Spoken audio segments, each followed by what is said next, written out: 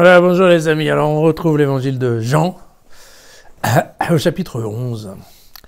Et alors, en fait, le chapitre 11, c'est un grand chapitre, et donc j'ai choisi la version qu'on appelle un peu plus courte. Mais je ne peux que vous conseiller d'aller lire la totalité du chapitre 11 dans une Bible, parce qu'en fait, c'est une des pièces maîtresses de l'évangile de Jean, puisqu'il s'agit de la résurrection de Lazare. Donc, vous vous souvenez que Jean avait choisi, en fait, quelques signes, et 7 signes, si je me souviens bien, et donc ça c'est le 7e, et c'est bien entendu le plus sérieux, puisqu'il s'agit d'une résurrection. En fait, techniquement, on dira même une ressuscitation, car, contrairement à la résurrection de Jésus, la ressuscitation de Lazare fait que Lazare va revivre, mais ensuite il est appelé à mourir à nouveau, d'accord? Donc c'est pas pour la vie éternelle, voilà. Alors, voyons ce texte. Les sœurs envoyèrent dire à Jésus, « Seigneur, celui que tu aimes est malade. »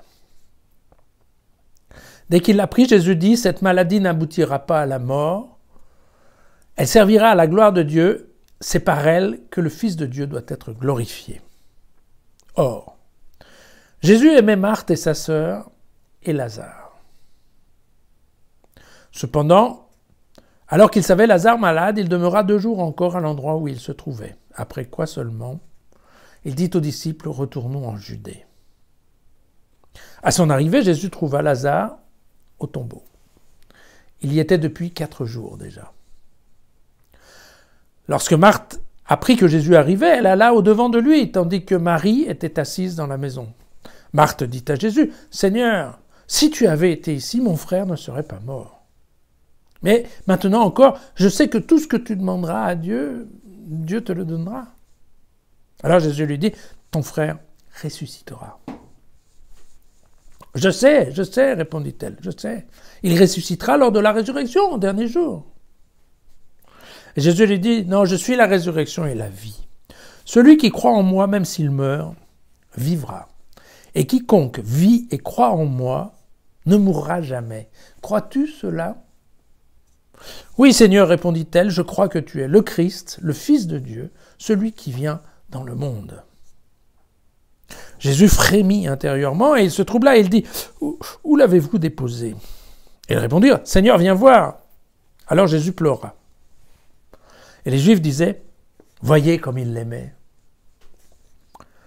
Mais quelques-uns d'entre eux dirent, « Celui qui a ouvert les yeux de l'aveugle n'a pas été capable d'empêcher Lazare de mourir. » Alors à nouveau Jésus frémit intérieurement et il s'enfuit au tombeau.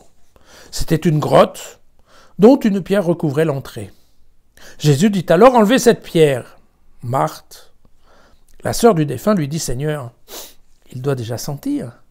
Il y a en effet 4 jours. » Mais Jésus lui répondit, « Ne t'ai-je pas dit que si tu crois, tu verras la gloire de Dieu ?» On ôta donc la pierre. Alors Jésus leva les yeux et dit, « Père, je te rends grâce de ce que tu m'as exaucé, certes. Je savais bien que tu m'exauces toujours, mais j'ai parlé à cause de cette foule qui m'entoure pour qu'ils croient que tu m'as envoyé. » Ayant ainsi parlé, il cria d'une voix forte, « Lazare, sors !» Et celui qui avait été mort sortit, les pieds et les mains attachés par des bandes et le visage enveloppé d'un linge. Jésus dit aux gens, « Déliez-le et laissez-le aller. » Beaucoup de ces Juifs qui étaient venus auprès de Marie et qui avaient vu ce que Jésus avait fait, crurent en lui. Voilà. Cette grande histoire de Lazare, de la résurrection de Lazare. Alors, quelques points d'explication. Vous savez, chez Jean, tous les mots sont importants, pesés. Il y a toujours un sens quelque part. Voilà. Alors, on va trouver Marthe et Marie. Vous savez, Marthe et Marie, on les trouve aussi dans l'évangile de Luc. Voilà. Mais, je vous le répète, il est fort peu probable que Jean ait eu accès à l'évangile de Luc et même à l'évangile de Matthieu. Probablement, il a lu peut-être l'évangile de Marc. Personne n'en est certain. Et donc, il est fort probable, vous voyez, quand c'est comme ça, puisque les histoires concordent un peu, on est à peu près certain qu'effectivement, Jésus avait 3 amis qui s'appelaient Marthe, Marie et Lazare. C'est tout à fait possible. Voilà.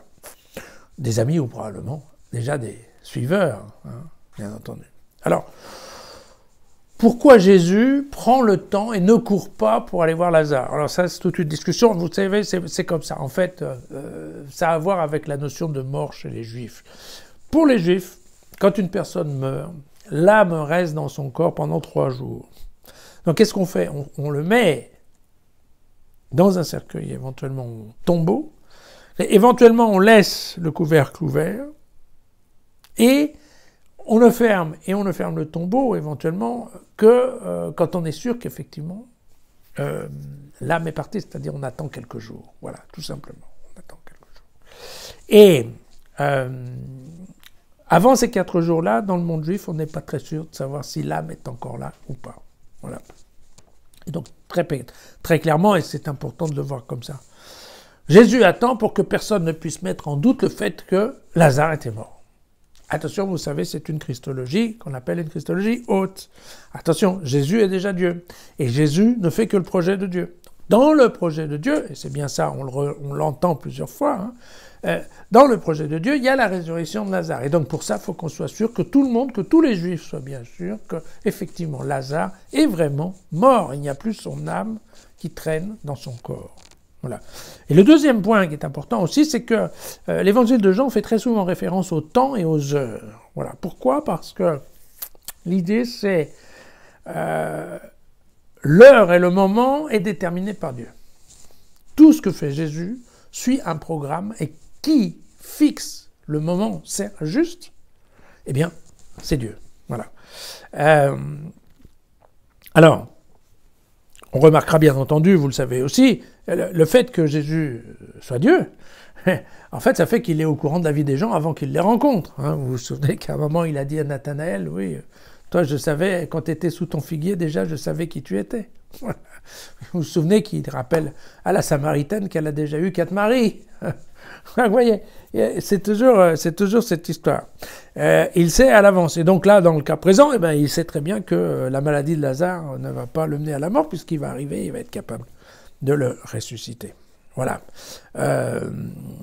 Par rapport à cette mort, vous aurez bien repéré, en tout cas vous allez bientôt le repérer, que nous avons un vocabulaire qui est exactement parallèle du vocabulaire que Jean utilisera au chapitre 20 quand il va s'agir de parler de la mort de Jésus.